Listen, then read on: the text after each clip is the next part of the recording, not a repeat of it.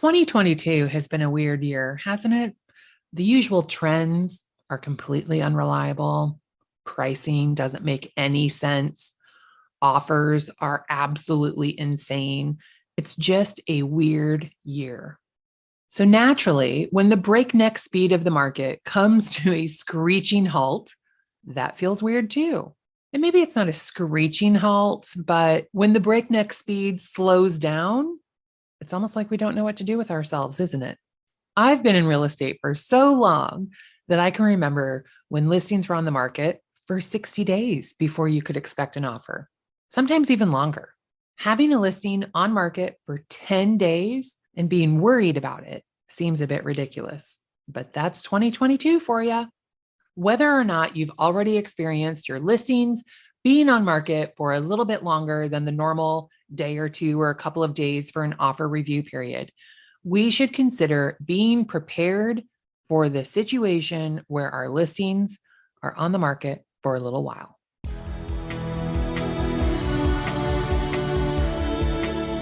Welcome to the Savvy Agent Podcast, where we help real estate agents build a thriving business so they have financial freedom in their life without having to work 24/7. I'm your host, Heather Wright. Now let's get to it. You know how people who aren't in real estate think our jobs are just so easy when we're used to our listings flying off the market and then they don't? That's when we're reminded how this business is not easy at all. So, what should you do when your listing doesn't sell? All of a sudden, the easy is over and the work begins. What are you going to do? Well, I've got some ideas for you. So, my first tip here is to prepare your sellers in advance. I stopped trying to predict the future a long time ago. I mean, is there anything that makes you feel like a bigger failure than not being omniscient, not knowing what the future is actually going to hold? I mean, it's one thing to predict trends and to give your opinion on what you think might happen, but how you set your seller's expectations is going to make a big difference for the amount of pressure that you get from them if the listing doesn't sell right away. So when I meet with a seller, we talk about the market value where I think that their house will sell. Granted, I don't know what the future holds, so that may or may not be the right price. I also have a tendency to list my listings on the high side of market value. Let's push the market and see what we can get. And that has worked for me in my market. It may or may not work for you in your market. And I explained to the seller, this is what our plan is going to be. So maybe we're going to do an offer review period and we'll list it on Friday. We'll review offers on Sunday. But what if we don't get any offers? So we talk about that. We talk about the ideal situation and the worst case scenario, and we talk about everything in between. And what is the worst case scenario?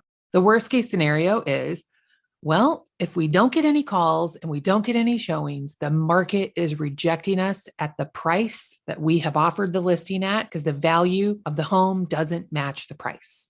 So worst case scenario, we have to react to what we're interpreting from the market and make a price reduction. The houses that aren't selling like hotcakes here are the ones that need some work. But when you price them on the high end of the market, of course, the investors aren't really interested in that. So it does take a little bit extra time to find the right person for a property that is at a premium price and perhaps not at premium condition. And so we just talk about all of those scenarios with the sellers.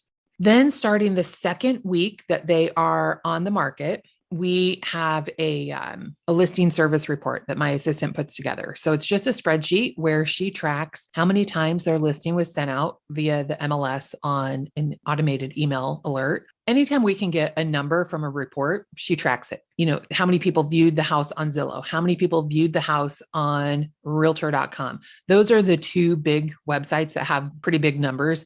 I'm a RE/MAX agent, and so we can see how many people have been on remax.com looking at the house, but that number is pretty small. So it's like kind of embarrassing actually to include it. So we focus on the bulk of where people are actually looking at the house for sale. And so that is the exposure that we have been able to get them while their house is for sale. And then we also track the data of the competition. What are the other houses doing? Homes that I would consider comps for that particular property. I set it up on the MLS as a search, and my assistant can go in and she notes how many are active, pending, and sold within a half-mile radius every week, starting the second week that it's been on the market. And then she does the same thing for the full MLS area. So that way we're looking at the micro area within a half-mile radius, which was where real comps would be, but then looking at the whole MLS area. So in my market, we've got like Des Moines Northwest, Des Moines West, West Des Moines, a lot of West in there, but it makes sense when you're here. So, you want to look at the comps within the micro neighborhood, which is what an appraiser is going to look at. But when a house isn't selling, let's expand that a little bit and look and see what else is going on in that whole MLS area, which covers quite a bit of space. And then if I needed to, if I was going in manually to look at what the heck is happening in the market, then of course I would look at a much bigger space. But for the purpose of tracking on a weekly basis, we just do a half-mile radius and the MLS area.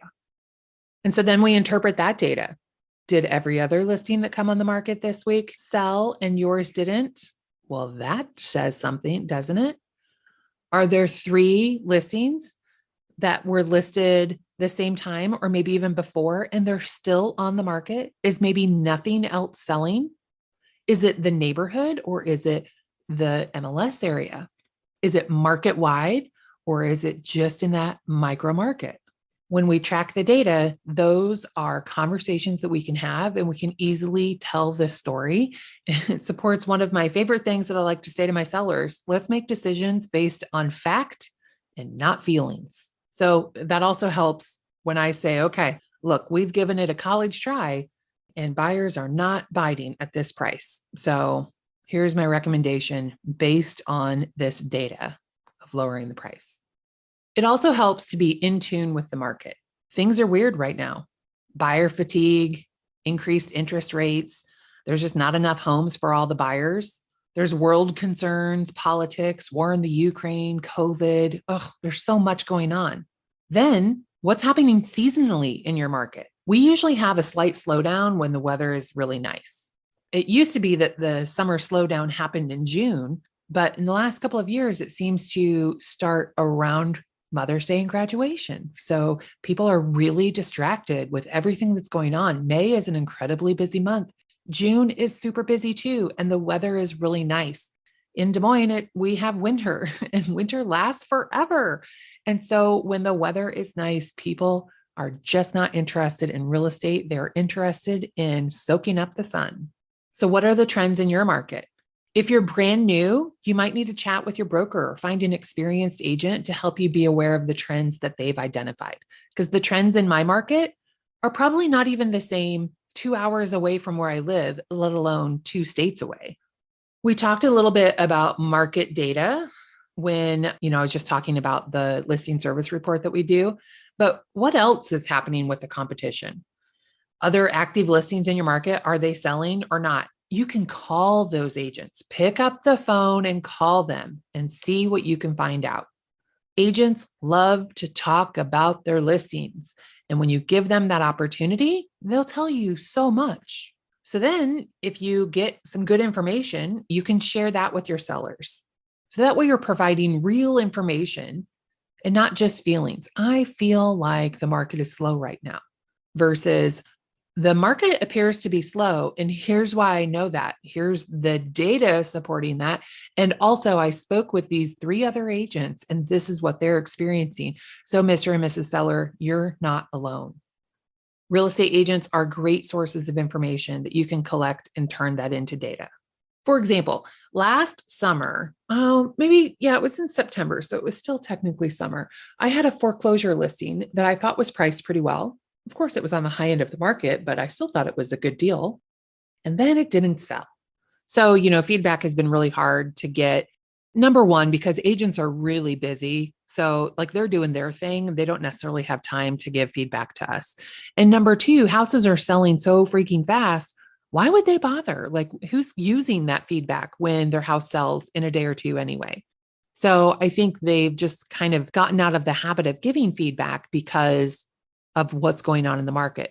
Not to mention, There's that argument that you could give if you're giving feedback on behalf of your buyer. Well, you could be violating your fiduciary duties to the buyer. Now, that's not necessarily something I subscribe to, but I have seen people have that argument when it comes to giving feedback, and that's fine. But all of those things combined result in this particular listing was getting zero feedback. So, of course, I still needed to tell my seller why the house wasn't selling, and I was kind of stumped. So I called all of the agents who had shown the house to see if they remember the showing and what they thought about the price. And just sometimes you can get so much more out of a conversation, like actually verbally speaking to each other on the phone versus an email or a text message.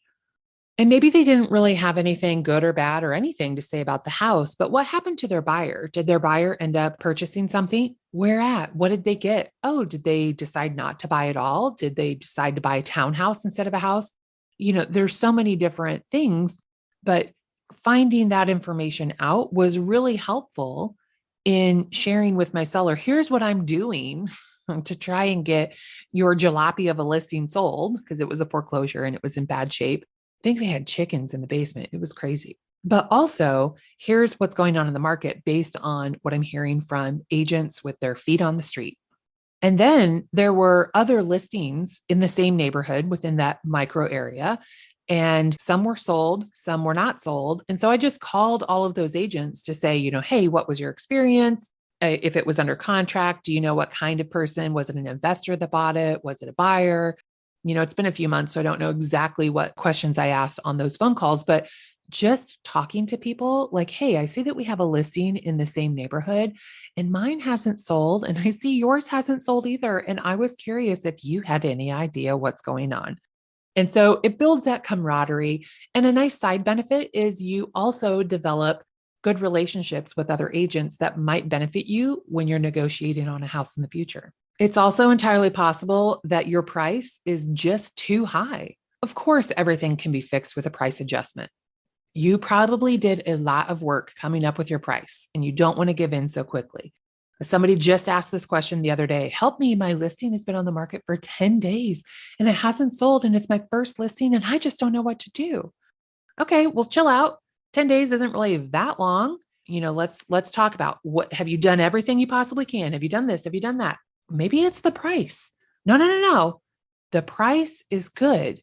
I looked at all the comps. The price is good, she says. Okay, well, then you tell me why it's not selling. So somebody's asking for help and then they're resistant when they get the help. That's not really helping your sellers at all. So don't be married to the price that you recommended before you list it. And that goes back to preparing the sellers with their expectations of what may or may not happen when it actually goes on the market. You might think that price is amazing, but the market might think you're crazy. The market might not see the same value that you do. There's 3 reasons a house will or won't sell. So you've got your location, which you can't change. You've got your condition, which you can change. So you can improve the condition or you can leave the condition the same. And then you've got your price. And if the location or the condition is not at a premium, well, that probably should be reflected in the price. So while this brand new agent had done her very best to come up with a great price, it didn't work. And about 10 days is when I would recommend talking to the seller about having a price reduction and going over all of the exposure that you've gotten for them and how here we are. It would appear as though the market is rejecting us at our price. And while I do think that this price is good, here are your choices. You can do nothing and you can continue on the market at this price and see what happens. Or my recommendation would be a price reduction. And I think that we should list it at this. And here's why, because we've been rejected here. And, if you've had a bunch of showings and no offers, a small price reduction probably isn't going to do it because those people would have given you an offer with a small price reduction. So you might need a little bit bigger than a small price reduction. You know your market. And even if you're brand new, you've got that listing, you've got to figure that market out. So if you're not quite sure what to do, talk to your broker, talk to an agent in your office who has the experience that can help you become experienced. So if there's nothing out of the ordinary happening in the market and it's been 10 to 14 days that our listing is up for sale and the competition is also selling, that's when I'm going to recommend that price reduction. It shouldn't be a surprise because we talked about it at the beginning when I set their expectations. If you're on the market for longer periods of time, like every 2 to 3 weeks, is when I'd look at reducing the price, unless there's a seasonal trend. I know that price reductions in August might be a waste of my time. We have the Iowa State Fair, which is for 10 days, usually around the 6th of August to the 16th. You know, the dates change every year, but that's about the general time that it runs. And I don't necessarily understand it, but nothing happens during the state fair. And so I prepare my sellers for that. So when we list their house for sale in August, it's entirely possible that nothing's going to happen. And don't be discouraged. Or if you're going to be discouraged, let's wait until after Labor Day. So then the state fair is done. And at that point, the kids are going back to school. So people with families are so busy. They're partying at the state fair. They're going to concerts every single night. It's hotter than Hades in August. They're going back to school. They're getting in their last minute summer vacations. Like there's so much going on, and it's not going on in real estate. So if I had a listing that was on the market and not getting any traction during that period of time in August, I might actually wait until after Labor Day to have them reduce their price. Because if they were to reduce their price right before a holiday weekend or right when the state fair is happening, like it's probably just a waste of a price reduction because still no one is paying attention. So just remember, your price recommendation from the comps that you've come up with is not the end all be all price. You need to interpret what's happening in the market for your seller. Of course, you want to help them get the most money possible. And interpreting what's happening in the market and making your professional recommendation is helping them. That's exactly why they hired you. I mean, honestly, if they could get the price they wanted without you, they'd have done that. Another thing to consider is the exposure that your listing has gotten. This is where the weekly market data report shines. How many auto emails went out to the MLS? How many buyers looked at the listing on aggregate websites? Did you run a Facebook ad? How many views has it gotten? If the exposure is there, then it's supporting the idea that the market is rejecting the property. But is it possible the exposure could be better? Did you hire a professional photographer? Does the property need to be staged better? Could you revise the remarks so that they're a little bit more attractive for buyers? What can you do to help present the property better? Now, you don't necessarily have to spend money on this. I mean, you should spend money on a professional photographer. I also would spend money on a staging consultation if you think that it is something that they would benefit from.